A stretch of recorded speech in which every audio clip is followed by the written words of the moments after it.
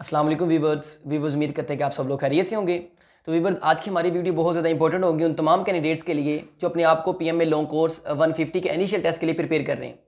तो आज की इस वीडियो में हम बात करेंगे आपके साथ उन तमाम ट्रिक्स के हवाले से जो कि बहुत ज़्यादा इंपॉर्टेंट साबित होती हैं किसी भी फोर्सेस के इनिशियल टेस्ट में, चाहे वो पाकिस्तान आर्मी का हो, चाहे वो पाकिस्तान नेवी का हो, चाहे वो पाकिस्तान एयरफोर्स का हो। यानी कि जब एक कैंडिडेट इनिशियल टेस्ट देने जाता है तो सबसे बेसिक चीज़ होती है कि उसे पता हो कि मैंने जो टेस्ट देना है उसका सिलेबस क्या है, यानी कि उसके कौन कौन से ऐसे कैटेगरीज हैं जिनमें से हमें एमसीक्यूज़ आएंगे और हमने उन एमसीक्यूज़ को सोल्व करना है।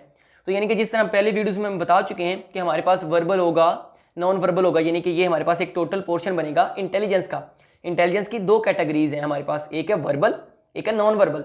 आगे वर्बल और नॉन वर्बल फर्दर जिन कैटेगरीज के अंदर डिवाइड, और हमने पहले वीडियोस अपडेट कर दी हैं चैनल के ऊपर। आप प्ले लिस्ट पे जाएँ, प्ले लिस्ट पर आपको वो वीडियो आपको अवेलेबल होगी, आप उन वीडियो को देखें ताकि आपको उनके सिलेबस के बारे में अवेयरनेस हो कि हमारे पास सिलेबस किस तरह का है और हमने अपने आप को किस तरह प्रिपेयर करना है। तो उसके बाद हमारे पास एकेडमिक टेस्ट आ जाता है। उसमें हमारे पास बेसिक मैथ है या जीके जनरल नॉलेज का है या करंट अफेयर के यानी कि टॉपिक्स हमारे पास शामिल है वहाँ पे। तो ये तो हमारे पास एक आउटलाइन होती है कि सिलेबस इस तरह का होता है। अब हमारे पास बहुत कम वक्त होता है, हमें एक एमसीक्यूज को सोल्व करने के लिए आधा मिनट भी अवेलेबल नहीं होता, यानी कि 20-22 सेकंड का टाइम अवेलेबल होता है। हमने उतने कम वक्त को यूज़ करते हुए सूटेबल आंसर को भी चूज़ करना होता है कि हमारे पास ये इसका सूटेबल आंसर हो सकता है, वो एक्यूरेट भी होना चाहिए, ठीक भी होना चाहिए, ताकि हमारा इनिशियल टेस्ट पास हो जाए। तो इसमें हमारे पास कुछ ऐसी ट्रिक्स होती हैं जिनको हम इस्तेमाल कर सकते हैं। लेट्स सपोज हमारे पास अगर नॉन वर्बल की बात की जाए, नॉन वर्बल तो बिल्कुल ईजी सा पोर्शन है। उसमें हमारे पास पिक्टोरियल वेज यानी कि डायग्राम्स हैं, फिगर्स आती हैं जिसमें हमने अपने एमसीक्यूज को देखते हुए, चाहे वो सीरीज़ का है, एनालॉजी का है, या उसके बाद हमारे पास ओड वन आउट का क्वेश्चन है, तो हमने उसके मुताबिक पैटर्न टेस्ट है, इनकम्प्लीट है, फिगर्स हैं या पजल वगैरह आ गई है। तो ये सारे के सारे जो क्वेश्चन हैं ये ईजी होते हैं। मुश्किलात आती हैं एक कैंडिडेट को नॉन वर्बल को छोड़ के जब वो वर्बल पे आता है, क्योंकि वर्बल और नॉन वर्बल का रिजल्ट बनना होता है कंबाइन। इसमें हमारे पास जो नॉन वर्बल होता है वो काफ़ी ज़्यादा हमारे रिजल्ट को इंप्रूव करने की कोशिश करते हैं, क्योंकि उसमें हमारे नंबर ऑफ एमसीक्यूज बहुत ज़्यादा तादाद में ठीक होते हैं। अब उसके बाद दूसरी तरफ जब हमारे पास वर्बल आ जाते हैं, वर्बल में हमारे पास बहुत ज़्यादा कैटेगरीज हैं, उसमें कुछ ईजी भी हैं, कुछ मुश्किल हैं। अब जिस तरह हम बात करें, हमारे पास अल्फ़ाबेटिक सीरीज़ के क्वेश्चन आते हैं। तो हम सबसे पहले क्या काम करते हैं, जो हमें रोल नंबर स्लिप मिलती है उसकी बैक साइड के ऊपर हम अल्फ़ाबेटिक यानी कि अल्फ़ाबेट तमाम लिख लेते हैं, ABCD एंड सोन Z तक। उसमें हम स्टार्ट से लेकर लास्ट तक नंबरिंग दे देते हैं, 1 2 3 4 सोन 26। और Z से भी हम बैकवर्ड काउंटिंग देना स्टार्ट करते हैं, 1 Z हो जाएगा, Y2 X3 एंड सोन चलते चलते अब A26 हो जाएगा।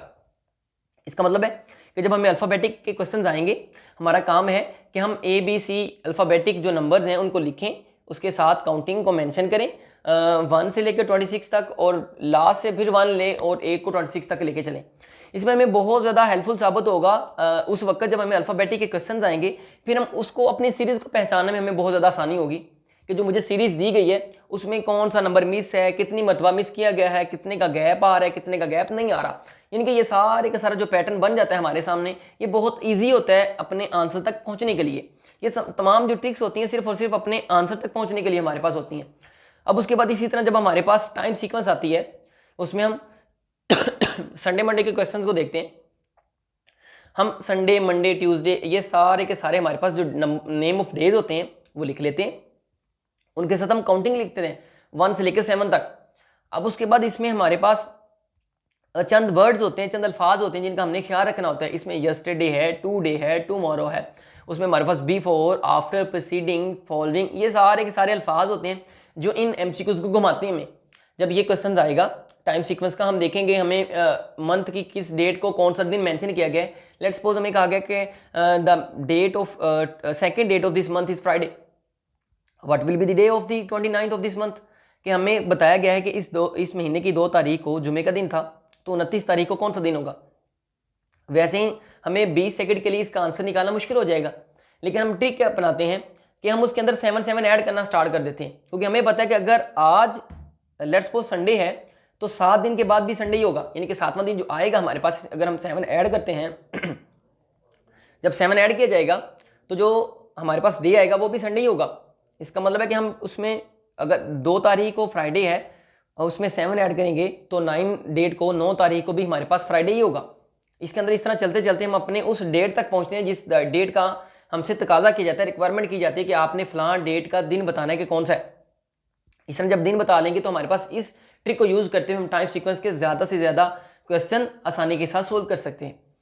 अब इस तरह जब भी आप इन क्वेश्चंस को फेस कर रहे होते हैं, आपने इन ट्रिक्स के साथ साथ अपने टाइम को भी मैनेज करना होता है। अब मेरे पास एक पोर्शन को सोल्व करने के अगर 30 मिनट हैं तो मैंने 30 मिनट के अंदर अपने नंबर ऑफ एमसीक्यूज को कंप्लीट करना है। और बैकअप के लिए याद रखिएगा, आप तमाम कैंडिडेट्स के रिक्वेस्ट है कि जब भी आप इनिशियल टेस्ट देने जाएं, अपना 5, 6, 7, 8 मिनट का बैकअप रखा करें कि अगर 5-6 मिनट रह गए तो फिर मैंने उन एमसीक्यूज को जल्दी से सोल्व करना है जो बाकी रह गए, जिन पर मुझे डाउट है, फिर मैंने उस पर टाइम नहीं ज़ाया करना। फिर मैंने अपने नेक्स्ट एमसीक्यूज की तरफ मूव करना है बगैर उसे स्किप किए, अपना अंदाजे से अपने कि हो सकता है ये उसका आंसर हो, उसका आंसर टिक करें और नेक्स्ट एमसीक्यूज पे मूव कर जाएं। क्योंकि अगर अपना टाइम ज़ाया करेंगे, बाद वाले एमसीक्यूज भी रह जाएंगे और उस पर भी आपको कन्फर्मेशन नहीं होगी कि मेरा कोई ये वाला जो एमसीक्यूज का आंसर वो एक्यूरेट है या नहीं है। तो जब ये हमारे पास इंटेलिजेंस का पोर्शन कंप्लीट हो जाएगा तो इसका रिजल्ट कंबाइन बनेगा वर्बल और नॉन वर्बल को मिला के।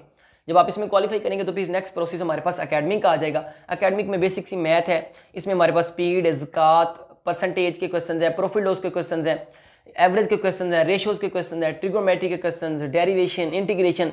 ये बेसिक जो आपने एकेडमिक पोर्शन पहले भी किया हुआ है, इंटरमीडिएट के स्टूडेंट्स के लिए मैथ कोई मुश्किल काम नहीं होता, कोई मुश्किल टास्क नहीं होता। मुश्किल टास्क पहले वाला होता है जो हम पास कर चुके हैं इंटेलिजेंस की फॉर्म में। अब उसके बाद हमारे पास दूसरे नंबर पे टास्क आता है, वो हमारे पास होता है जनरल नॉलेज का। क्योंकि एक कैंडिडेट कभी भी टाइम नहीं लेना चाहता किसी भी जनरल नॉलेज के टॉपिक को। वो समझता है कि शायद इनिशियल में आसान से जनरल नॉलेज के क्वेश्चन पूछे जाते हैं या कोई तुक्का वगैरह लगाने पर या कोई गैस लगाने पर मेरा आंसर ठीक हो जाएगा। तो नहीं, ये एक नॉट रिकमेंड होने का बाइस बन सकता है ये वाला हमारा वीक पॉइंट कि हमने अपने आप को जनरल नॉलेज के लिए या अपनी जनरल नॉलेज को इनिशियल टेस्ट के लिए प्रिपेयर नहीं किया।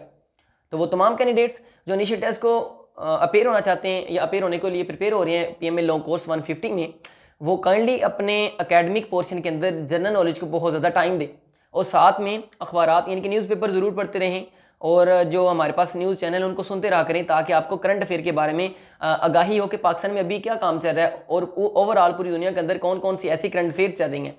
तो ये करंट अफेयर, ये जनरल नॉलेज, ये ट्रिक्स हमें इंटेलिजेंस को और हमारे एकेडमिक पोर्शन को और ओवरऑल इनिशियल टेस्ट को पास करवाने के लिए बहुत ज़्यादा अपना रोल प्ले करती हैं। तो ये थी हमारी आज की छोटी सी वीडियो जिसमें हमने डिस्कस किया कि हमारे पास इनिशियल टेस्ट को किस तरह पास किया जा सकता है और किन किन कामों से गुरेज करना है और कौन से काम आपने वहाँ पे करने हैं। तो नेक्स्ट तक की वीडियो के लिए इजाज़त चाहते हैं। अल्लाह हमें नासिर, अल्लाह हाफिज़।